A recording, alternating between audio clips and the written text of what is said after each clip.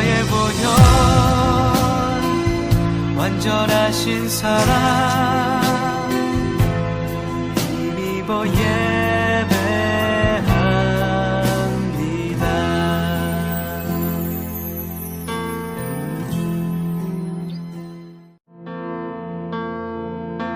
주의 보좌로 나갈 때에 어떻게 나가야 할까?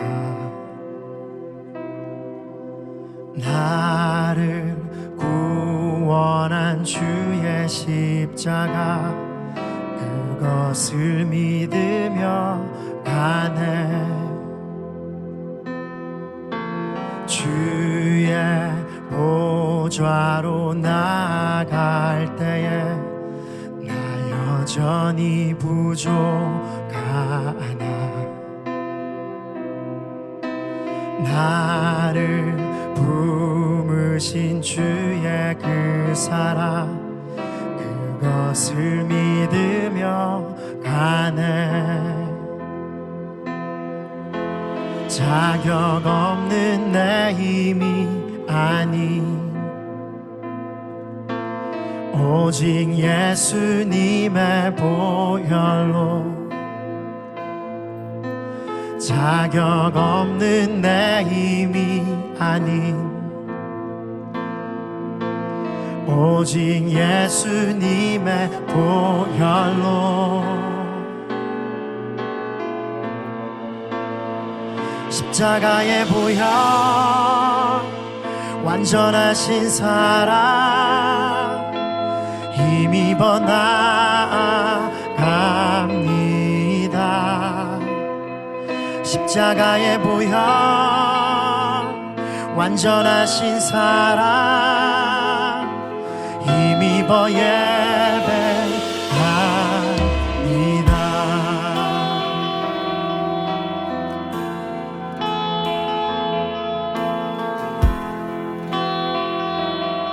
주의 보좌로 나아갈 때에 주의 보좌로 나아갈 때에 어떻게 나가야 할까? 나를 구원한 주의 십자가 그것을 믿으며 가네. 주의 보좌로 나갈 때에 나 여전히 부족하나.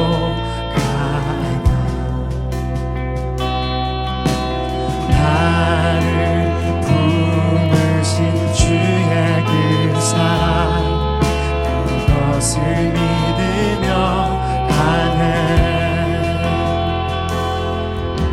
자격 없는 내 힘이 아닌 오직 예수님의 보혈로 자격 없는 내 힘이 아닌 오직 예수님의 보혈로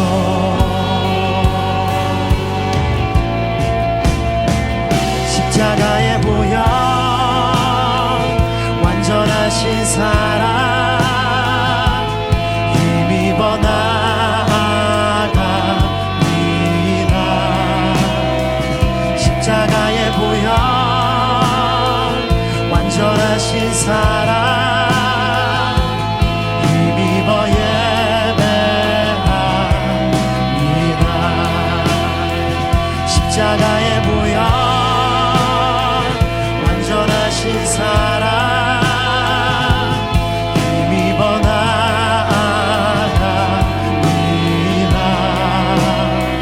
십자가의 보혈 완전하신 사랑 힘입어 예배합니다. 십자가의 보혈 십자가의 보혈 완전하신 사랑 힘입어 나갑니다.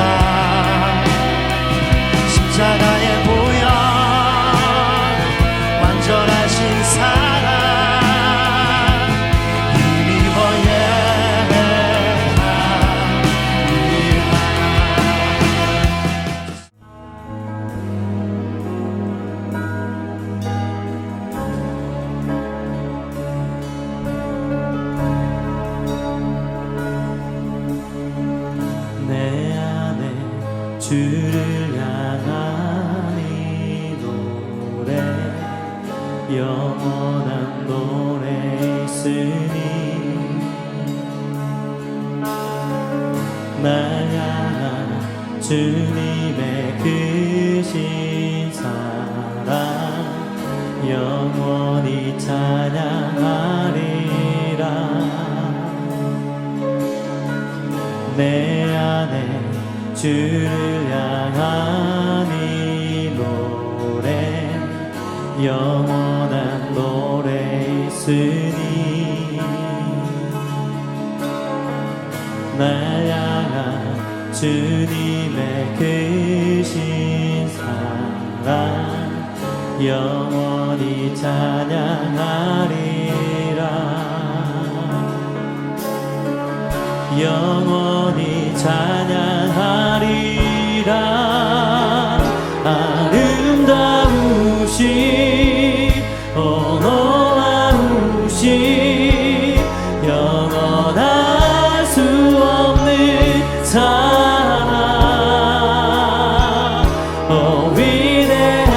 위대하신 하나님의 사랑 영원히 찬양하리.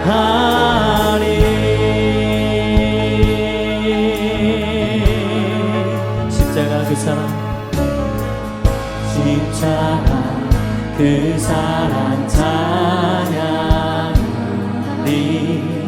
날 구원하신 그 사랑 내 삶을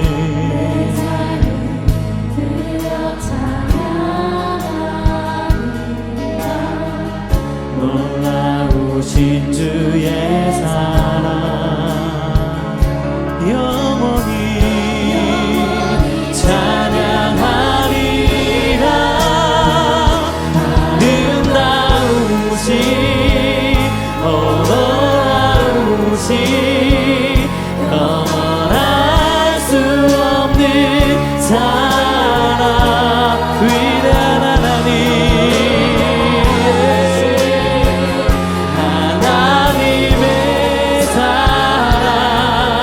영원히 찬양하리. 주와 같은 분이 없네. 주와 같은 분이 없네. 이 세상을 그렇습니다 주님. 주와 같은 분이 없네. 누구도 우리 다시 한번 믿음으로 고백하며 주와 같은 분 주와 같은 분이 없네. 이 세상을 그도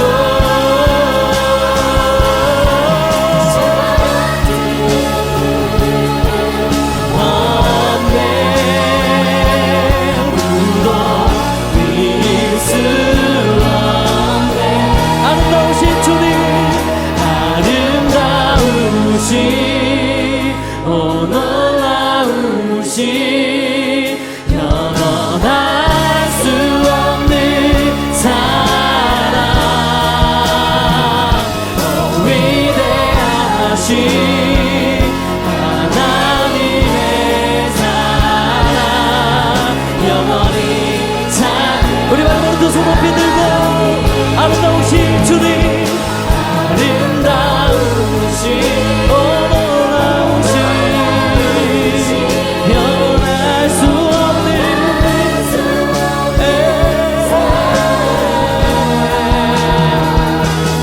위대하신 하나님의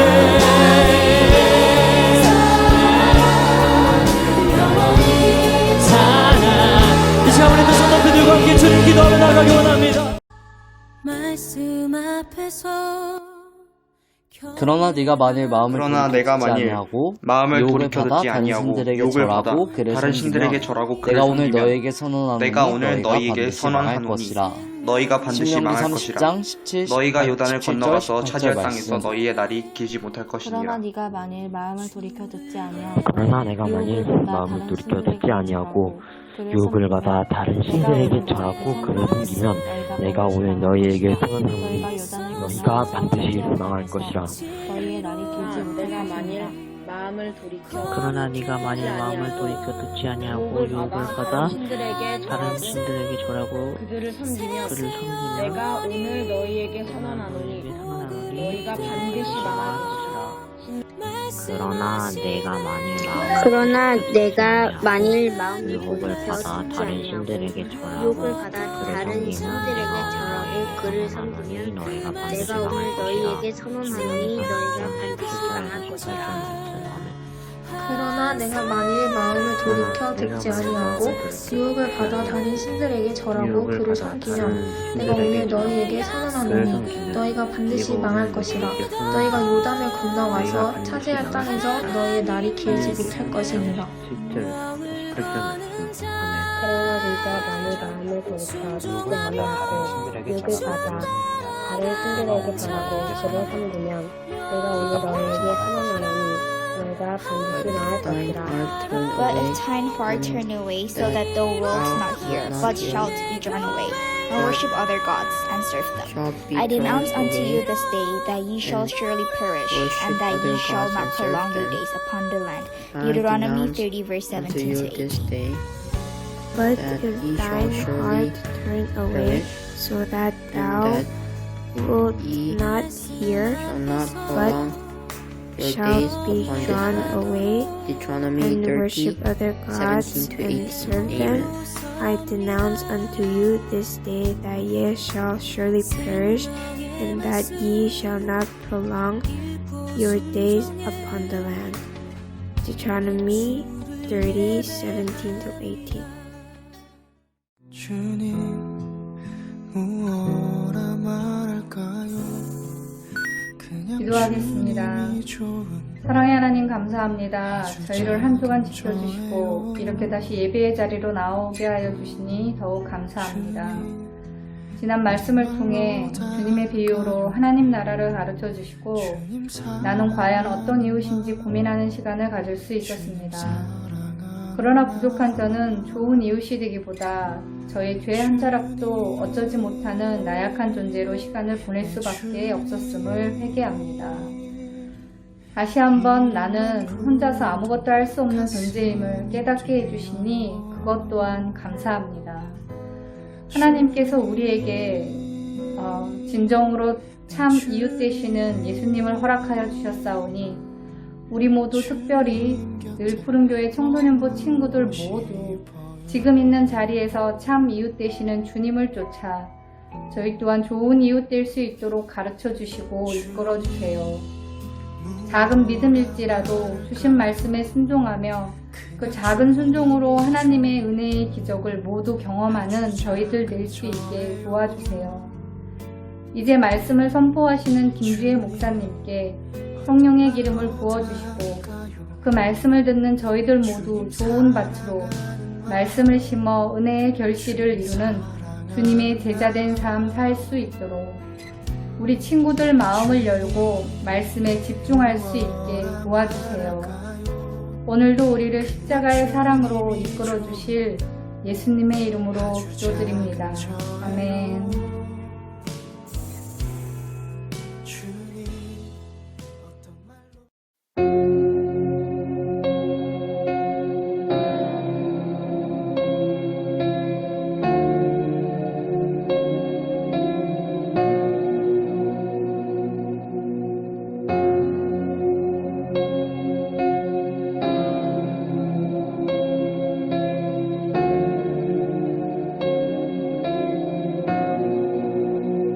수많은 괴로움과 슬픔 가운데 놓인 보잘것없는 나를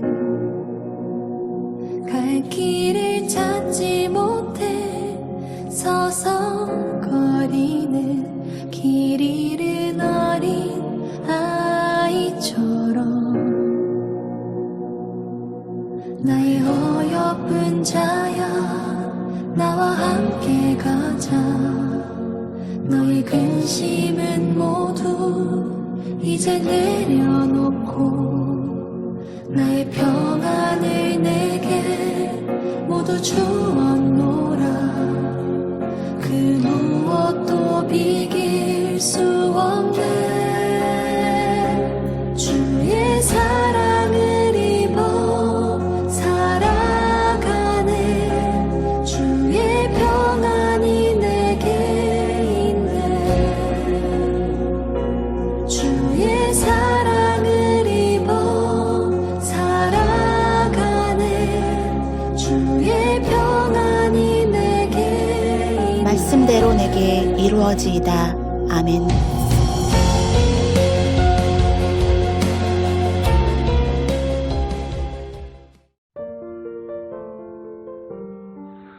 오늘 우리에게 주신 하나님 말씀은 누가복음 15장 11절에서 32절까지 말씀입니다.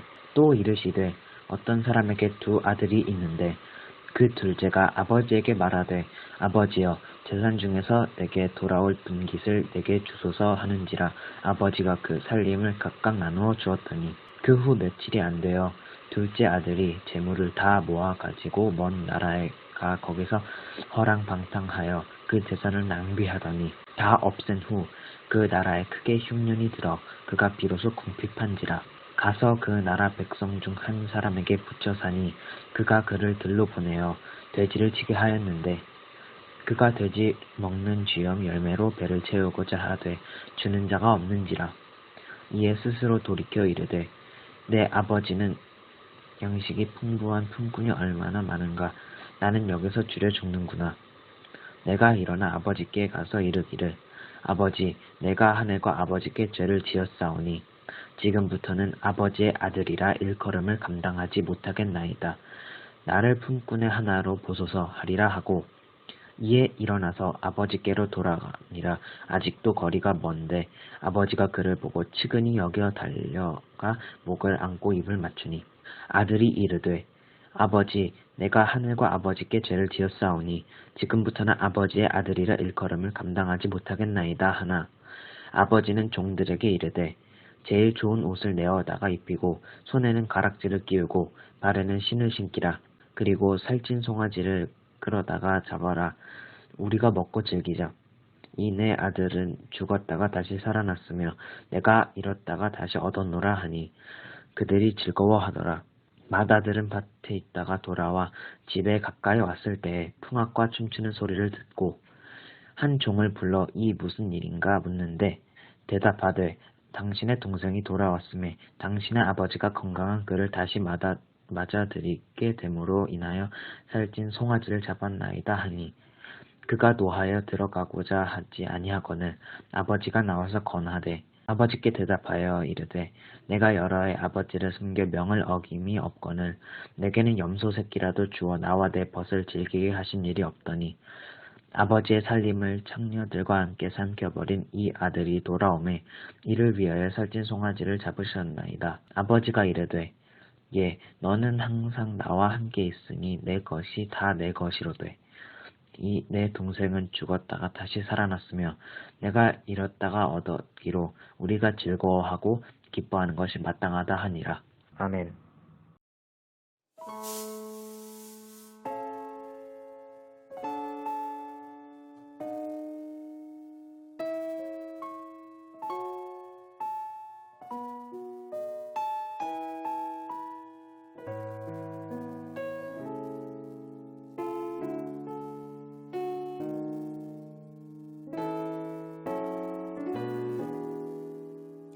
손에는 가득한 진흙 발에는 유리 조각 헝클어진 머리와 헤어진 옷 텅 빈 주머니와 나를 파고드는 바람 바닥까지 떨어진 나의 영혼 나 이제 당신이 더 이상 필요가 없다고 내 마음대로 제발 내버려 내버려 두라고. 당신을 떠났지만 단 한 번도 내게 진정 원했던 기분은 없었네.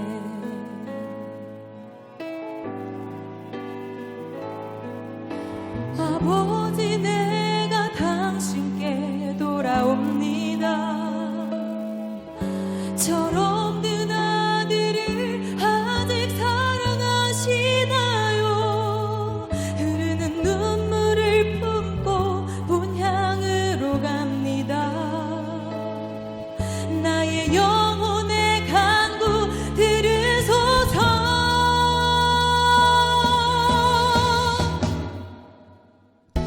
내 아들아, 사랑하는 자여, 오늘도 너를 기다리고 있었노라. 언약의 반지를 내게 주고 잔치를 열리라. 가장 귀한 옷으로 내게 입히리라.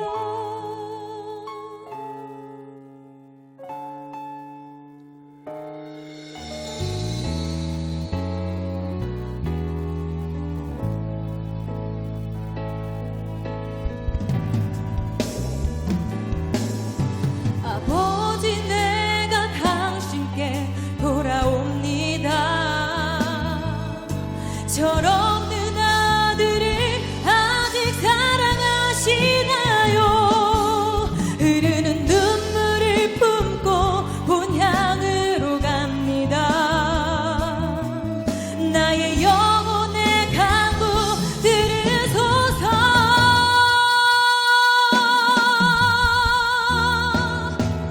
내 아들아, 사랑하는 자여, 오늘도 너를 기다리고 있었노라. 언약의 반지를 내게 주고 잔치를 열리라.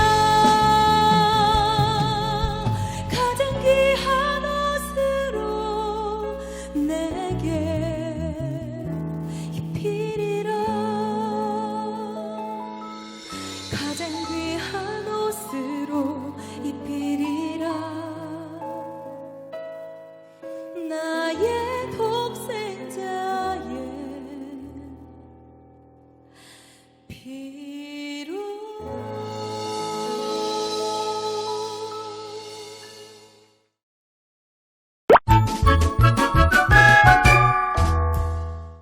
늘푸른교회 청소년부 친구들, 샬롬! 친구들, 오늘은 짧은 영상을 한 편 먼저 보고 시작했는데요. 우리 친구들이 아주 잘 알고 있는 이야기일 거예요.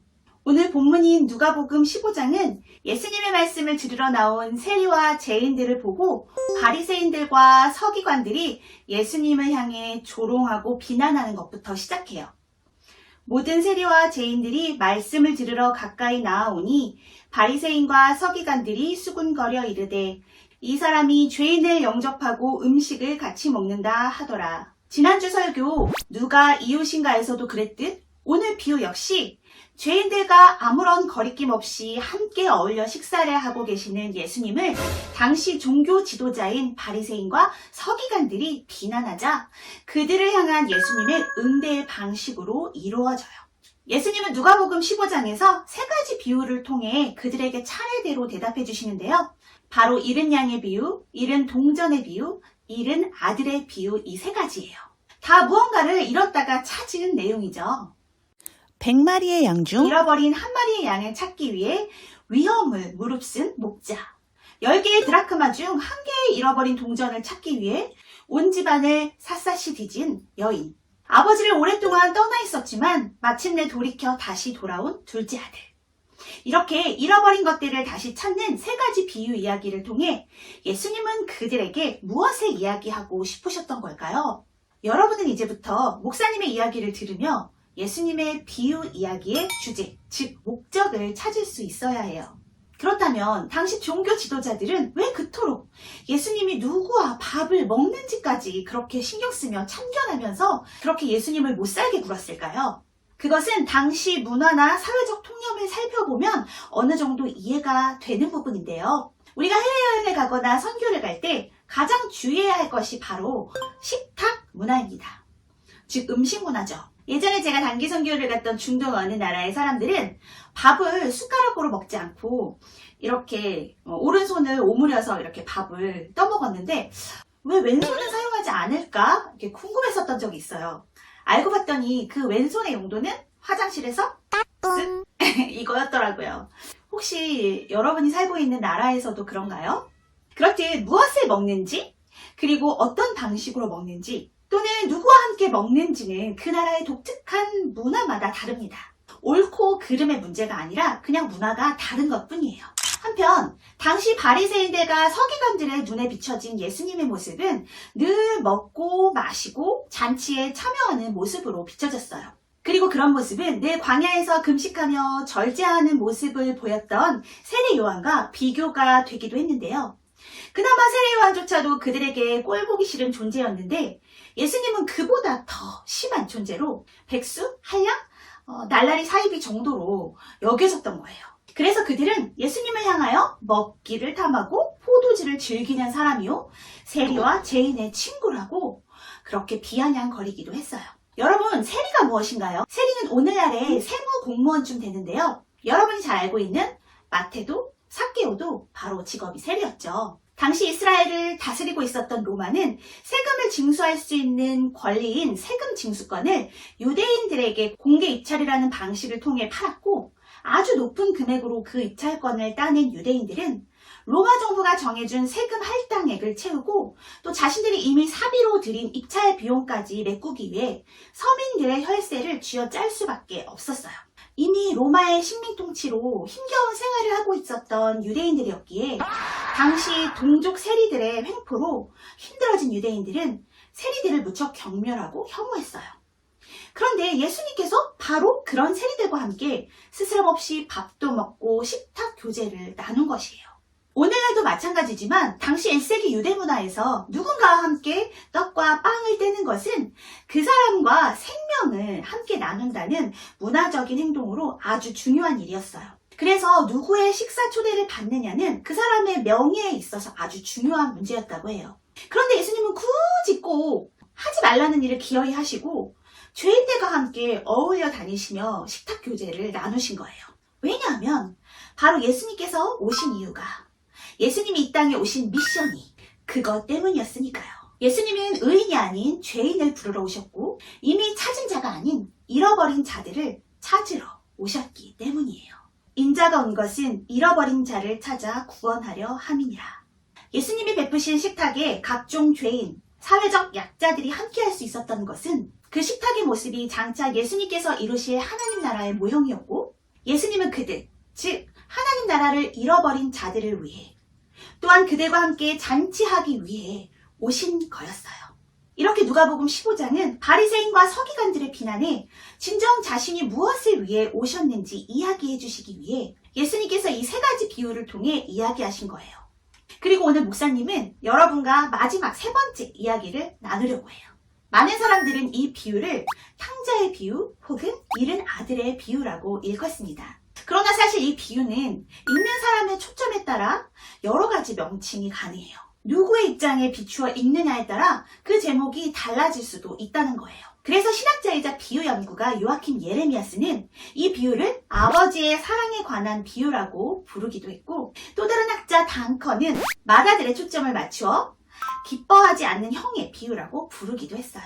즉, 이 비유에 출연하는 등장인물, 아버지, 첫째 아들, 둘째 아들, 이 세 인물에 맞도록 각각 제목이 있다는 거예요. 예수님의 논쟁의 대답으로 대신할 만큼 그 비유에 나오는 등장인물에게는 어떤 메시지가 있고, 그 주인공들은 당시 1세기 이스라엘 시대 혹은 우리가 살아가는 현재 누군가를 대표하고 떠오르게 한드는 상징적인 인물들이란 것이죠. 그렇기 때문에 잃어버린 아들, 즉 둘째 아들에게만 초점을 맞추지 않고 세 인물이 골고루 이 무대의 주인공이 되어야 하고, 여러분은 또 지금부터 그 이야기 속 세 인물이 예수님 시대와 지금 우리 시대에 누구를 대표하고 있는지 또 한번 생각해보면 참 좋을 것 같아요. 하나님 말씀을 드릴 땐 언제나 그 말씀을 들려주시고자 하는 목적과 주제를 그때와 지금 우리의 상황에 비추어 우리가 그 말씀을 가지고 우리의 삶에 어떻게 적용하고 결단하여 우리 삶을 변화시킬지 고민하는 시간이 반드시 필요해요. 그래서 여러분들은 말씀 피드백과 또 말씀 미션을 통해 아주 잘 훈련받고 있죠. 자, 그럼 먼저 둘째 아들의 이야기입니다. 그 둘째가 아버지에게 말하되 아버지여 재산 중에서 내게 돌아올 분깃을 내게 주소서 하는지라. 어느 날 둘째 아들이 아버지에게 유산을 달라고 합니다. 여러분, 이 말은 사실상 정말 끔찍한 말이에요. 당시 이스라엘 문화에서는 아버지가 사망할 때 맏아들은 다른 아들보다 재산의 2배를 받도록 되어 있는데, 그마저도 아버지가 죽거나 죽기 직전에 이루어지는 것이 일반적인 관습 풍습이었어요. 그런데 이 아들은 멀쩡히 살아계시는 아버지한테 자신의 유산을 달라고 요구한 거예요. 이 뭔 개소리야! 이것은 마치 아버지 언제 죽으세요? 빨리 좀 죽어주세요! 이렇게 아버지에게 요구한 거나 매한가지였어요. 그런데 아버지는 아무 말 없이 아들에게 유산을 나누어 주십니다. 아들은 그 재산을 가지고 아주 먼 나라로 떠나요. 그 나라는 더 이상 아버지의 간섭이 없고 잔소리도 없는 완전한 자신만의 나라. 아버지와 육적으로도 영적으로도 멀어진 나라입니다. 그러나 아버지를 떠난 삶은 자유로울 것 같았으나 실상은 불행의 출발이었어요. 다 없앤 후 그 나라에 크게 흉년이 들어 그가 비로소 궁핍한지라. 아버지를 떠난 삶은 허망했고 그는 방탕한 삶 끝에 결국 모든 재산을 다 잃고 게다가 엎친 데 덮친 격으로 그 나라에 흉년까지 들었다고 성경은 말하고 있어요. 부족함 없이 온갖 즐거움과 자유를 누리던 그는 돈이 다 떨어지자 어쩔 수 없이 그 나라 백성 중 한 사람의 집에 더부살이를 시작합니다. 일을 하고 돈을 받는 품꾼으로 말이에요. 그리고 그 아들은 유대인들에게는 부정하고 불결하게 여겨지던 동물, 돼지를 치며 하루하루를 연명합니다. 여전히 아버지께로 돌아가는 일만큼은 피하고 싶었던 것 같아요. 그가 돼지 먹는 쥐염 열매로 배를 채우고자 하되 주는 자가 없는지라. 이 16절의 쥐염 열매는 그 끈질긴 생명력으로 극심한 가뭄이나 전염병이 창궐할 때 비상식량으로 먹던 것이었는데요. 때로는 동물 사료가 되기도 하고 더 심할 때는 사람이 먹기도 했어요. 예수님께서는 인간이 처할 수 있는 최고의 고난이자 극한 상황을 상징적으로 표현하시기 위해 이 쥐염 열매를 사용하신 건데요. 실화를 바탕으로 만들어진 영화 얼라이브에서는 1972년 비행기가 안데스 산맥에서 추락한 후 살아남은 자들의 극한 상황을 묘사합니다. 처음에는 술과 초콜릿 같은 비상식량을 먹다가 이후 그것조차 다 소진되자 이내 그들은 먼저 사망한 승객의 살점을 먹으며 약 70여일을 생존하다 마침내 구조되었고 결국 29명이 사망하고 16명만이 생존했다는 스토리인데요. 처음부터 그들이 사람의 살을 먹으려고 했던 것은 아닐 거예요. 극한의 상황 속에서 이성은 마비되고 오직 살아야겠다는 본능만이 남았을 것입니다. 예수님의 이야기 속에서 비록 사람의 살점까지는 아니더라도 그만큼 절대로 사람이 먹을 수 없는 것, 아무리 배가 고파도 끝까지 이것만큼은 먹고 싶지 않았던 그것이 바로 이 쥐염 열매로 표현되었던 거예요. 즉, 갈 때까지 갔다는 뜻으로 그만큼 둘째 아들이 벼랑 끝에 서 있다는 것을 표현하고 싶으셨던 거예요. 자, 벼랑 끝에서 이제 그는 어떤 선택을 할까요? 이제 잠시 아버지의 이야기를 해볼까 해요. 그는 아주 부자였을 것입니다. 나중에 그가 잔치를 베풀 때 살찐 송아지를 잡으라고 하는데 당시 살찐 송아지를 그냥 아무 때나 잡을 수 있는 집은 그리 많지 않았을 거예요. 그런 부자인 아버지에게 두 아들이 있었는데 어느 날 한 녀석이 난데없이 자신에게 유산을 요구합니다. 멀쩡히 두 눈 뜨고 살아있는 자신에게 말이에요. 여러분, 오늘날의 아빠들의 이미지는 어떤가요? 딸바보 아빠라는 닉네임에서도 볼 수 있듯이 오늘날의 아빠들은 대부분 자상하고 또 가정적이고 친절한 아빠들이 많이 있지요. 그런데 당시 1세기의 유대 아버지들은 마치 우리나라의 조선시대의 아버지상이랄까요? 아버지는 반항하는 자녀를 공개적인 자리에서 심판할 수 있는 권위를 가지고 있을 만큼 두렵고 무서운 존재로 여겨졌음에도 불구하고 그런 시대적 상황에서 둘째 아들이 멀쩡히 살아있는 아버지에게 유산을 요구한 사실은 참으로 파격적이고 충격적인 일이었고, 공동체 생활을 하며 살아가는 당시 이스라엘 사회에서 이 사실은 아버지에게 엄청난 수치와 모욕감을 주는 일이었어요. 그런데도 아버지는 둘째 아들의 이 괘씸한 행동에 침묵하고 그에게 재산을 나누어 주죠. 초대교회 교부이자 신학자인 터들리아는 이를 두고 탁월한 해석을 제시하는데, 이제는 많은 그리스도인들이 다 알고 있는 해석이지만 예수님의 이 비유 속의 아버지를 바로 하나님과 연결합니다. 바로 모든 것을 다 가지셨으나 힘없는 전능자로서의 하나님의 모습 말이에요. 우리에게 모든 것을 맡기고 우리로 그분 안에서 스스로 우리의 삶을 꾸려가기 원하시며, 우리가 그분 품을 벗어났을 때 스스로 돌이키기 원하시는 하나님 아버지의 모습 말입니다. 팀 켈러의 책 탕부 하나님을 보면 저자는 이렇게 이야기합니다. 흔히 탕자로 번역되는 문구의 형용사 프로디걸은 제멋대로 굴다의 뜻 외에도 무모할 정도로 씀씀이가 해픈, 낭비하는 이라는 뜻으로 쓰고, 쓰되 남김없이 다 쓴다는 뜻으로, 그러므로 이 단어는 비유 속의 둘째 아들뿐만 아니라 아버지를 수식하는 말로도 어울린다. 이렇게 말하며 그렇게 예수님의 비유 속의 아버지를 통해 보여주신 하나님은 앞뒤 재지 않고 아낌없이 다 내어주는, 사랑을 퍼주고 또 퍼주며 낭비하는 그야말로 탕부 하나님이라는 거예요. 하나님의 퍼주는 사랑, 이 무모한 은혜야말로 우리의 삶을 변화시키는 가장 큰 원동력이라는 것을 예수님은 말씀해 주고 싶으셨던 것 같아요. 자, 이제 다시 둘째 아들의 이야기입니다. 취업 열매조차 주어지지 않는 절대 극한의 상황에서 그는 이제 아버지를 떠올립니다. 언제나 그렇듯 우리들은 무언가 다 떨어지고 떨어져 아무것도 남지 않아 도저히 내 스스로 채울 수 없을 때 그제서야 하나님을 찾는 것과도 같죠. 이에 스스로 돌이켜 이야기 속의 아버지, 그리고 나아가 탕부 하나님의 바람대로 아들은 자신의 현실을 깨닫고 스스로 돌이킵니다. 거짓된 쾌락의 끝과 절망의 나락에서 비로소 깨달은 것은 진정한 행복은 내가 찾을 수 있는 것이 아닌 오직 아버지의 집, 아버지의 품, 아버지의 사랑 안에서만 가능하다는 것을 말이에요. 그리고 그는 참되고 진실한 회개를 합니다. 아이고, 내가 죽게 되었구나. 자신의 처지를 객관적으로 바라봤으며 이제 일어나서 아버지께로 가야겠어. 의지를 동반한 회개를 했고요. 아버지, 제가 하늘과 아버지께 죄를 지었어요. 자신의 죄를 모두 남김없이 말씀드리고, 이제 아들로서는 자격이 없으니 품꾼으로라도 써달라고 말씀드려야겠다. 겸손함으로 아버지께 무릎을 꿇기로 합니다.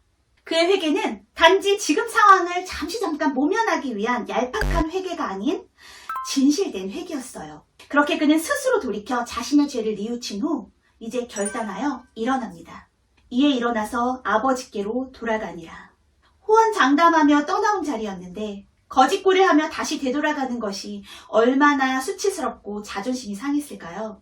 쉽사리 발걸음이 떼이지 않았을 것입니다. 터벅터벅 힘없이 한 걸음 나아가는데 아직 거리가 먼데 아버지가 저 멀리서 둘째 아들을 보고 달려와 목을 안고 입을 맞춥니다. 언제부터 그 자리에서 기다리셨던 걸까요? 여기서 달리다라는 뜻으로 사용된 트레코라는 단어는 경기장에서 다름질할 때 사용되는 단어로 그냥 달리는 수준이 아니라 아주 쌩쌩 내달렸다는 뜻이에요. 그렇게 아버지는 애끓는 마음으로 다시 돌아온 아들을 향해 전심으로 달려와 그를 얼싸안고 입을 맞추며 그렇게 아들을 맞이합니다.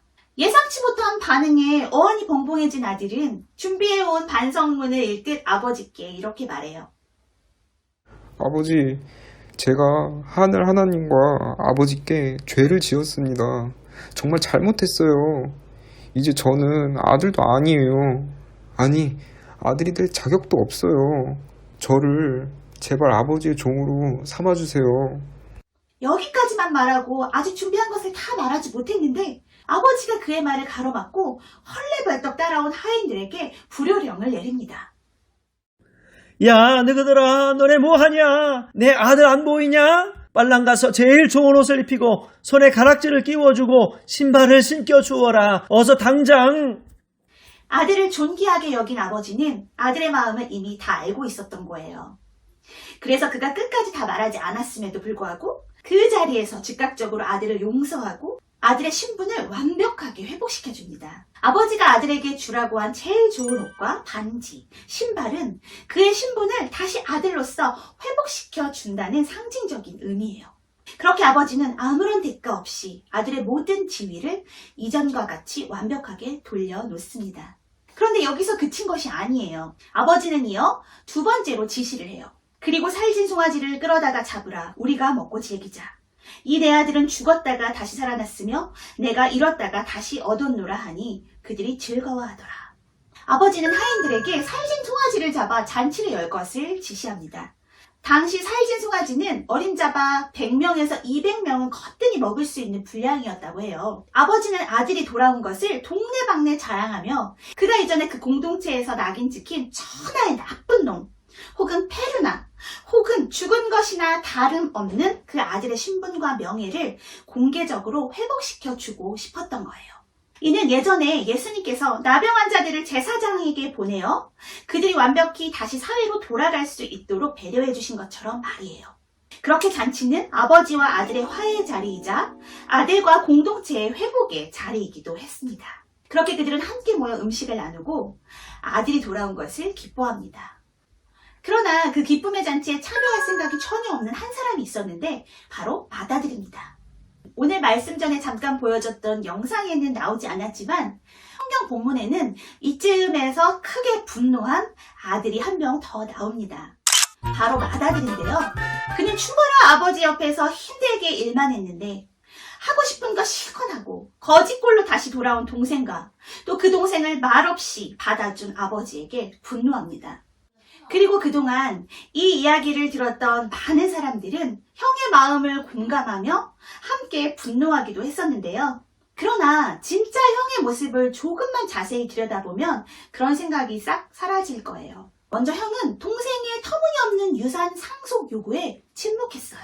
그리고 그는 동생의 패륜적인 행동을 묵인한 것을 넘어 동생이 유산을 분배받을 때 자신의 몫을 함께 챙깁니다. 다시 12절로 돌아가면 아버지가 그 살림을 각각 나눠 주었더니 성경은 분명히 형과 동생이 각각 자신의 분깃을 나눠 받았다라고 말하고 있어요. 더구나 장자였던 맏아들은 동생보다 2배로 챙겼을 테죠. 그는 허구한 날 동네 밖에서 아버지가 뜨거운 태양볕 아래 하염없이 동생을 기다리는 것을 알았을 거예요. 그럼에도 집안의 장자로서 그는 그 모든 것을 침묵하고 모른 척했습니다. 어쩌면 동생이 돌아오지 않기를 간절히 바랬을지도 몰라요. 그는 평소 동생을 미워한 형이었을 수도 있습니다. 그런데 그런 동생이 돌아왔습니다. 맏아들이 동생의 귀향 소식에 분노하며 부들부들 떨고 있을 때 아버지가 집 밖으로 그를 찾아 나옵니다. 그리고 그는 이내 아버지에게 폭풍 같은 분노를 쏟아냅니다. 아버지, 어떻게 이러실 수가 있으세요? 저는요, 여러 해 동안 아버지를 섬기고 아버지가 하라는 대로 다 했는데 제게는 염소 새끼 한 마리도 안 주시더니 제 멋대로 신나게 놀다가 재산을 다 탕진하고 돌아온 저 녀석에게는 살찐 송아지를 잡으셨네요. 나 참 기가 막혀서. 여기서 맏아들이 여러 해 동안 아버지를 섬겼다고 표현한 듀리오라는 단어는 노예나 하인이 주인을 섬긴다는 뜻이에요. 맏아들은 그렇게 표현함으로써 그동안 아버지를 섬기고 모신 것이 아들로서가 아닌 하인, 종으로서 아버지를 대했던 마음임을 그만 노출시켜버린 거예요. 아버지는 분명 맏아들을 아들로 생각했건만 맏아들은 그저 자신이 모시고 섬겨야 할 주인 정도로 아버지를 생각한 것이죠. 근접학이라는 학문을 창시한 미국의 에드워드 홀은 사람에게는 4가지 거리가 있다고 말했어요. 첫째는 45cm 이내의 친밀한 거리로 상대방의 숨결이 느껴질 정도의 이 친밀한 거리는 보통 부모님과 자녀, 애인과 배우자 같이 친밀한 사이에서 나타나고요. 두 번째로 45cm에서 120cm의 사적인 거리는 팔을 뻗어서 닿을 수 있는 거리로 가까운 친구 사이에서 흔히 유지되는 거리라고 해요. 세 번째 120cm에서 360cm의 이 사회적인 거리는 큰 목소리로 얘기를 해야 상대가 들을 수 있는 거리로 주로 업무나 일로 맺어진 관계에서 나타난다고 해요. 그리고 네 번째, 360cm 이상의 멀찍한 거리는 바로 공적인 거리라고 합니다. 그런데 형과 아버지의 거리는 가족이 느끼는 친밀한 거리가 아니었어요. 오히려 형은 업무나 일로 맺어진 고용주와 고용인 정도로의 관계로 아버지를 생각하며 아버지와 사회적인 거리를 두면서 살아왔던 것이죠. 그에게 동생 역시 용서하고 용납해야 할 가족이 아닌 정죄하고 비난해야 할 대상이었던 거죠. 결국 이 가련한 아버지는 두 명의 아들 모두를 잃어버린 상태였던 것 같습니다. 그리고 예수님은 비로소 당시 이 이야기를 유대인들로 하여금 둘째 아들은 세리나 죄인 혹은 이방인, 나아가 감당할 수 없는 큰 은혜와 사랑으로 자기의 죄를 스스로 돌이킨 자들이고, 맏아들은 이런 은혜를 못마땅히 여기고 거부하는 바리새인들과 서기관들, 나아가 유대인들이라고 알게 하셨어요. 형과 하나님 책에서 팀 켈러는 형 부류의 사람들의 특징에 대해 다음과 같이 묘사하고 있는데요. 형 부류의 사람들은 삶의 상황에 대해 속에서 분노가 들끓고 쓰라린 원한이 오래가고 인종이나 종교나 생활 방식이 다른 이들을 얕보고 기쁨 없이 고역에 시달리듯 살아가며 기도 생활에 친밀함과 기쁨이 별로 없다. 또 정서불안이 심해 남의 비판과 거부에 대해서는 과민한 반면 남을 정죄할 때는 가차없고 냉혹하다. 여기까지 읽다 보니 마치 형 부류의 사람들이 바로 저의 모습인 거예요. 저 역시 수년간 아버지 품에서 아버지를 위해 일하며 살아왔다고 생각했어요. 그런데 부끄럽게도 저는 열심히 일하긴 했지만 때로는 기쁨과 만족 없이, 그리고 때로는 아버지를 어려워한 큰아들 같은 느낌으로 사역해 왔다는 것을 문득 깨닫게 되었어요. 스스로 나는 지금 잘하고 있는지 끊임없이 확인하며 아버지의 인정과 칭찬을 구하기도 했어요. 그러다가 나보다 열심이지 않은 사람이 때때로 아버지의 인정을 받아 더 큰 은혜와 축복을 누린다 싶으면 저도 모르게 속에서 막 분노와 질투가 끌어오르기도 했답니다. 왜 저한테는 이만큼도 안 주시더니 저 사람한테는 저렇게 큰 은혜를 주세요? 저 사람이 하나님을 위해서 뭘 했는데요? 마치 죄인들과 식사자리를 하는 예수님을 정죄하고 비판하던 바리새인들처럼, 또 돌아온 아들을 위해 잔치를 베푼 아버지에게 반항한 큰아들처럼, 그렇게 저는 확실히 집 안에 있었지만 아버지께 사회적 거리를 두었던 큰 아들로 살아왔던 것 같아요. 그리고 이제 그런 저에게, 그리고 맏아들에게 아버지 하나님께서 말씀하십니다. 너는 항상 나의 곁에 있지 않았니? 나의 모든 것이 이미 너의 것이란다. 그러나 지금 저 사람은 오랫동안 나를 떠나 이제 돌아온 사람이지 않니? 그래서 내가 그것으로 인해 기뻐하고 즐거워하는 것인데 좀 이해해 줄 수 없겠니? 기뻐해 줄 수는 없는 거야? 친구들, 예수님 비유 이야기 속 아버지가 베푼 잔치는 바로 우리가 아버지 하나님과 영원히 누릴 하나님 나라를 의미합니다. 예수님은 그렇게 자신의 이야기를 통해, 비유를 통해 계속해서 궁극적으로 하나님 나라를 이야기해주고 계시는데요. 비유 속 그 기쁨의 잔치에 결국 맏아들이 참여했는지 여부는 나와 있지 않아요. 만약 큰아들이 둘째 아들처럼 참되고 진실한 회개를 하며 아버지의 진심 어린 손을 받아들이고 잡아주었다면 어땠을까요? 형을 가리키는 인물, 1세기 이스라엘의 모델이었던 바리새인과 서기관들이 끝내 회개하지 않고 예수님을 십자가에 못 박게 하는데 주동했다는 사실을 미루어 볼 때, 형 또한 끝내 아버지가 사랑과 인자함으로 끝까지 권한 그 잔치에 기쁨으로 참여하지 않았을 것 같습니다. 그렇다면 이제 마지막으로 우리의 선택만이 남아있어요. 저는 비록 집안에 있던 형 같은 모습으로 살아왔을지라도 아버지의 진정 어린 손길을 잡아줄 거예요. 이 말씀을 통해 그렇게 결단했어요. 사랑하는 늘푸른교회 청소년부 친구들, 우리는 현재 코로나19라는 팬데믹 속에서 살아가며 감염되는 것을 막기 위해 마스크를 쓰고 사회적 거리라는 명명하에 서로에게 철저한 물리적 거리, 마음의 거리를 두며 살아가고 있습니다. 그렇다면 지금 여러분과 하나님의 거리는 어떠한 거리입니까? 사랑하는 가족들끼리 누리는 친밀한 거리입니까? 아니면 사회적 거리, 아니면 그보다 더 멀리 하나님을 떠난 공적인 거리인가요? 또 목사님이 지난 저를 돌이키며 나는 마치 큰아들과 같은 삶을 살았던 것 같아요 라고 솔직히 고백한 것처럼 여러분은 스스로 어떤 아들인 것 같으세요? 둘째 아들? 맏아들? 안타까운 것은 그렇게 오늘을 살아가는 이 시대에서 하나님의 품을 떠난 둘째 아들은 물론 하나님의 집 안에조차 수많은 형들이 있다는 거예요. 그들이 가진 것이 얼마나 많은지, 그리고 이미 하나님 나라의 모든 것들을 누렸음에도 불구하고 그것을 알지 못하고 불평하고 정죄하는 수많은 형들 말이에요. 그리고 그 형들로 인해 오늘도 어떤 동생은 상처받은 마음을 뒤로하고 하나님의 집을 떠납니다. 하나님의 은혜로 다시 돌아오는 동생들도 있지만 영영 돌아오지 않는 동생들도 많이 있어요. 그렇게 형들이 넘쳐나는 교회에서, 내가 속한 공동체에서 동생들을 아주 먼 나라로 내모는 것이 바로 내가 아닐까 생각해보는 시간이 되면 참 좋겠습니다.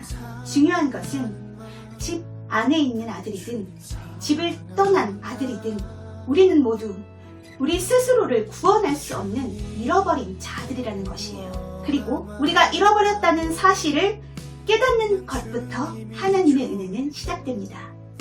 그리고 우리가 스스로 우리를 잃어버렸다 생각하기도 전에 예수님이 반드시 잃어버린 한 마리의 양을 기필코 찾아내신 것처럼 우리를 찾아내실 것입니다. 모든 것을 걸고서라도 우리를 반드시 찾아내시고는 기쁨의 잔치를 베풀어 주실 것입니다. 사랑하는 여러분, 4월 2일 제2수요일부터 사순절이 시작되었습니다. 사순절은 잃어버린 우리를 다시 찾으시기 위해 아버지 하나님께서 독생자 아들을 보내주시고 그를 희생시켜 마침내 우리를 다시 찾으신 역사적인 사건을 기념하고 기억하는 시간입니다. 코로나19 때문에 비록 사회적 거리를 두는 이 시기이지만 우리는 이럴 때 하나님과 더욱 거리를 좁히고 친밀한 거리를 유지해야 해요. 많은 것들과 멀어지고 단절되어 홀로 있는 것과 같은 이 외로움의 시간을 오히려 하나님과 가까워지기 딱 좋은 타이밍으로 여기고, 우리가 아버지로부터 멀어졌다면 진실한 회개와 용서를 구함으로 다시 아버지께 되돌아가고, 혹은 아버지의 품에 있었지만 없었던 것처럼 살았다면 다시 아버지와 친밀함을 누리는 저와 여러분이 되시기를 소망합니다. 그리하여 아버지께서 우리에게 예비하신 기쁨의 잔치인 하나님 나라를 먼저 이 땅에서 누리고, 이 사순절의 시간에 영원한 하나님 나라를 주시기 위해 우리에게 주신 역사적인 십자가 사건을 깊이 묵상하는 은혜와 소망의 시간으로 보내는 저와 여러분이 되기를 예수님의 이름으로 축복합니다. 이제 주신 말씀을 생각하며 함께 기도하겠습니다.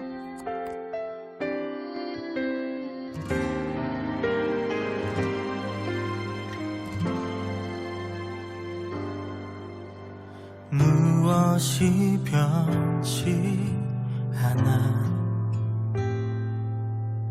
내 소망이 되며 무엇이 한결같아 내 삶을 품으리 그 누가 날 만족해 해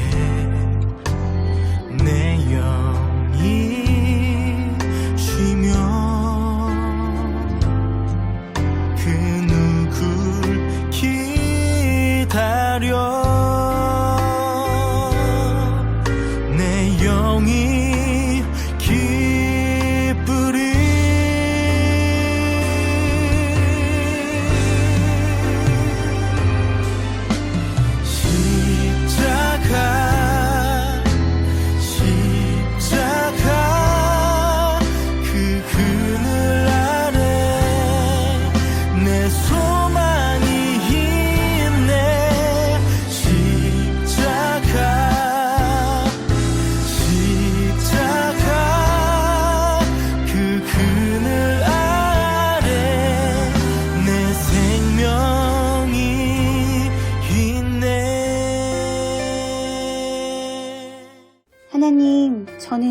잃어버린 자녀입니다.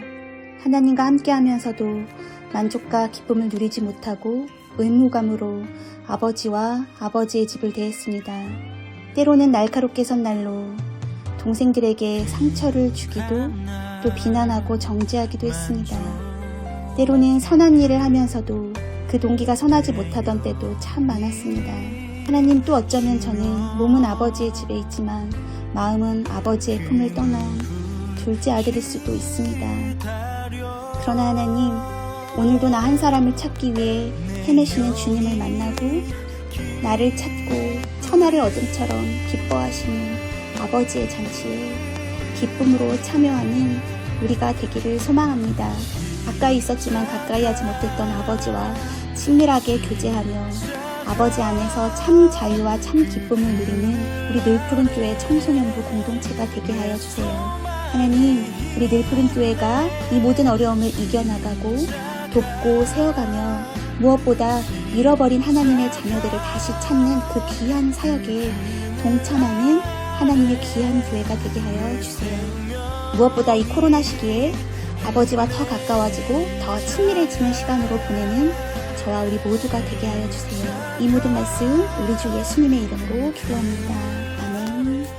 지금은 우리 주 예수님의 은혜와 하나님의 사랑과 성령님의 함께하여 주시니 오늘도 나 한 사람을 찾으시고 만나주시기 원하시는 아버지 하나님과 친밀한 거리를 유지하고 아버지 품에 거하며 아버지께서 베풀어 주시는 기쁨의 자리에 참여하고 그 기쁨의 잔치에 참여되지 못한 잃어버린 자들을 아버지께로 데리고 나오기로 결단한 우리 늘푸른 교회 청소년부 친구들과 선생님들과 그들의 공동체와 가정님에 이제로부터 영원히 함께 하시기를 간절히 축원합니다. 아멘. 그늘 아래